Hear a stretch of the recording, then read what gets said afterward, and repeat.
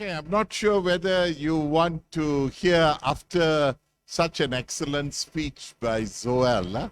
I know Zoel says she is much older when looking at young people, but when I look at her, she is young, vibrant, dynamic. Let's give her a hand again. Not only her, but also her whole team from IYC, all the partners. Now, this morning I came from the beginning. I think I was here by 8:30 or so. Just a short while in the afternoon, I went off. I won't tell you why, but I was off for a short while. They call it a power nap, so that, someone of my age and size can be vibrant for the closing. That's part of life. I am now 68 years old. I got longer white beard and white hair and things like that.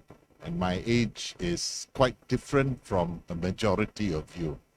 But I came here to listen to what y'all had to share, to listen to your conversations and so forth. And so I made an assessment of your sharing, your presentation that I will share first. But I want to tell you that I used to be young once too. I still feel I'm very youthful in my heart because I've got two very active grandchildren who constantly get me to do things or say things with them and stories to them or areas.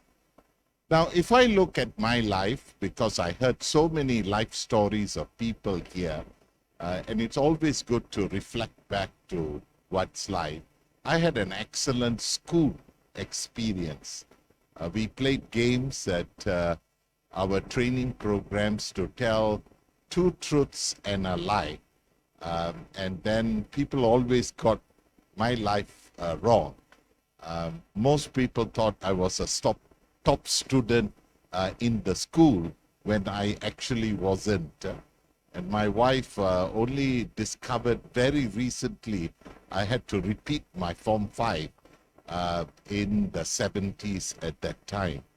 But I was very active in sports. I was in the football team. Believe it or not, I ran in the 4 times 100 meters relay team for my school. I was in the debating team of the school. But studies-wise, I wasn't very good at all.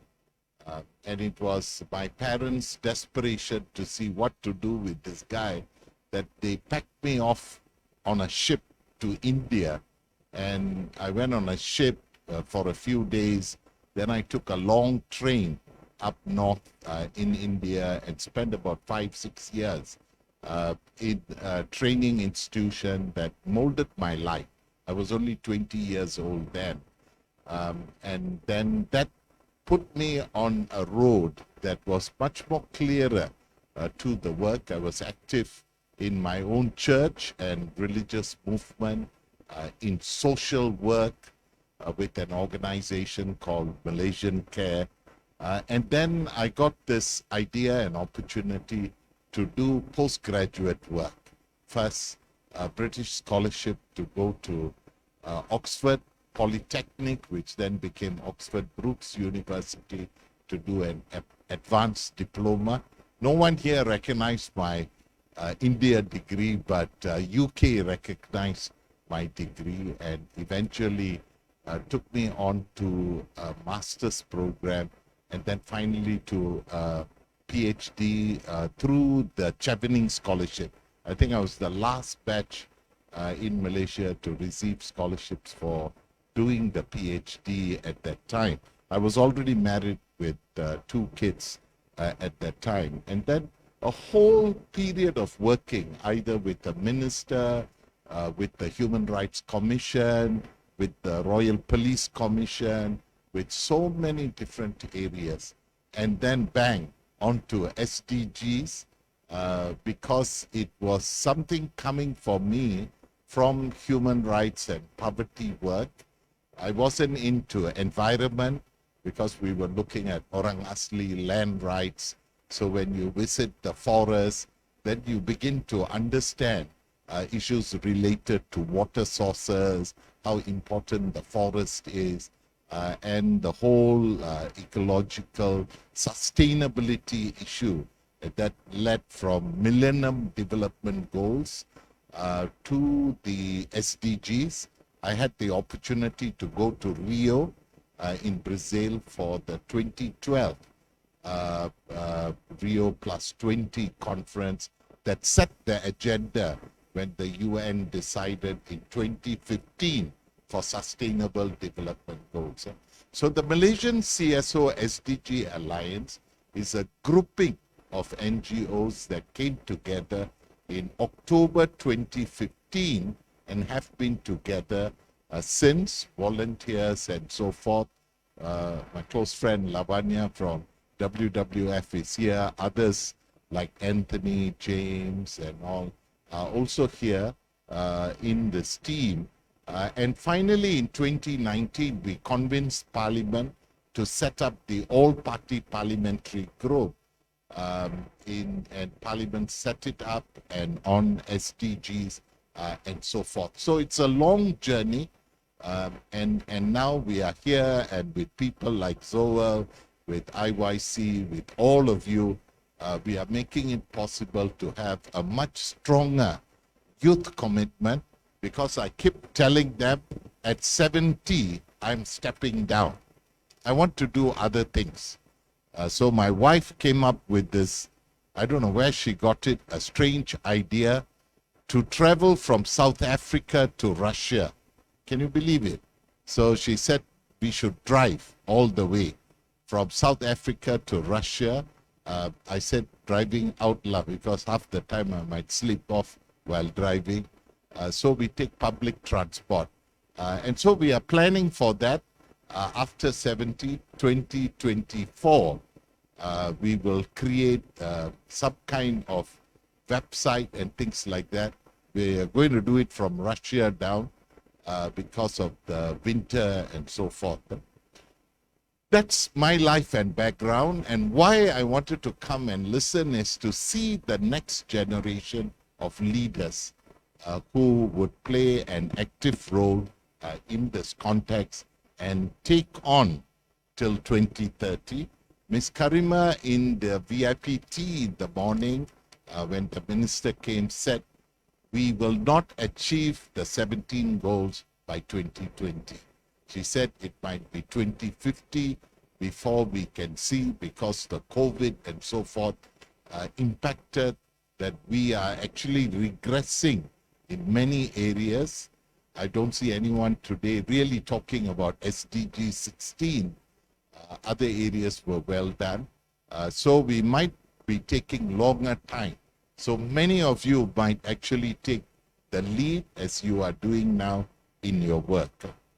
Now, listening to the presentations, of course I missed some.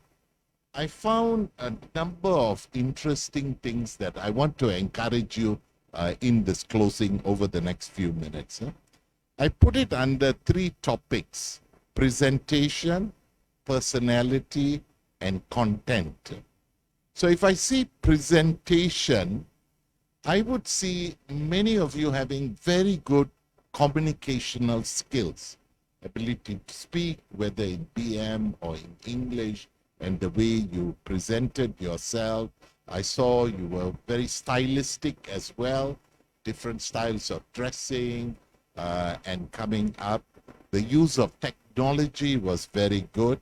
And actually, I was really impressed. I'm trying to be within time as well. Your time management was very good in terms of keeping to the program.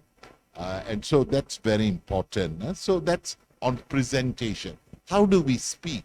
How do we present ourselves is quite key to this whole aspect of a conversation, of convincing. Second is personality. Personality is very important. At my age, we do so many interviews. People come, they are not their personality doesn't carry well. The soft skills, you might be top student and so forth. Personality is important. I thought the speakers today exhibited high levels of confidence in their speaking. Confident. And I think it's an important point. They exhibited passion because they were involved, they felt about it quite seriously, passion was strong, and very clearly enthusiasm. You were excited about what you all are doing. The third area is on content and substance. Just now, Zoel also raised that. I thought there was a good level of SDG awareness. Of course, it's not academic presentations, but there was a good level of awareness on social, economic, environmental. There was good sense of analysis, although it can be strengthened if you got into a stronger rigor of your analysis. Some good questions, but it can be strengthened. And the social interventions, the solution programs that you are doing on the ground is quite significant. Those are my 10 quick takeaways as I reflected on your presentation. And I think it's great, all the people who spoke and others who didn't speak, prepare yourself for the next summit, for the next sort of area. So give yourselves a clap. Okay, good work. Now, I thought quickly in 5 areas you can strengthen yourself. Take it from someone who is a father or now even a grandfather or someone who has walked the journey, not really retiring at 70, but will do other kinds of things during this time.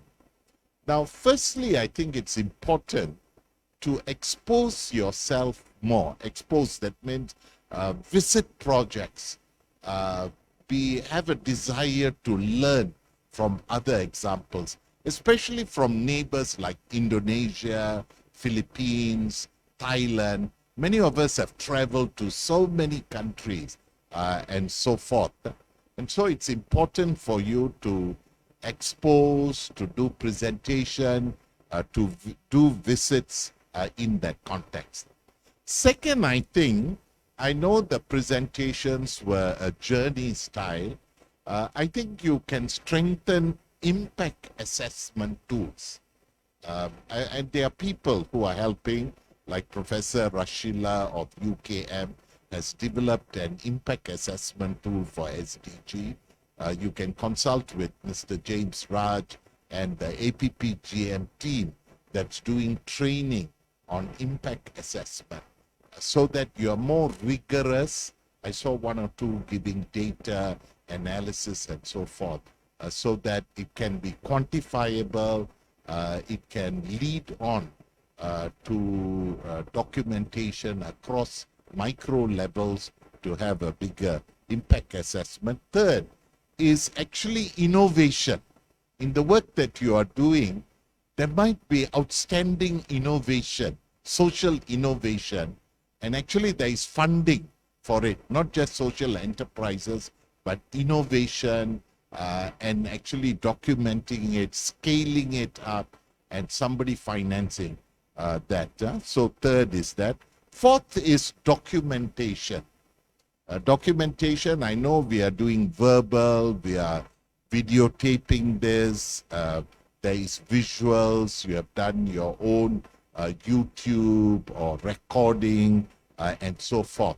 But it's important to write it out well. Newspaper writing is one, but do case study writing or writing for publication. Some of you are from you might have your first degree or you might have gone into postgraduate work. Document it in an article, in a journal. Suhakam has a journal. Social Science Malaysia has a journal. Parliament has a journal. Document it in a way that is. Today, when I went to the counter, I saw 2 books written in Malay on 2 stories, and I got James to buy the 2 books because we wanted to read. One was a story of a lady going to Tanzania and her experience. It's not written in an academic way, but it's documenting it. This is very important for knowledge sharing, and there are knowledge sharing hubs in the UN and so forth. And finally, of course, I think I'm a few minutes beyond my time, is the Youth SDG Agent, which was launched. Different organizations signed up. There were different guidelines because we need to ensure sustainability. I've gone to so many conferences over the years.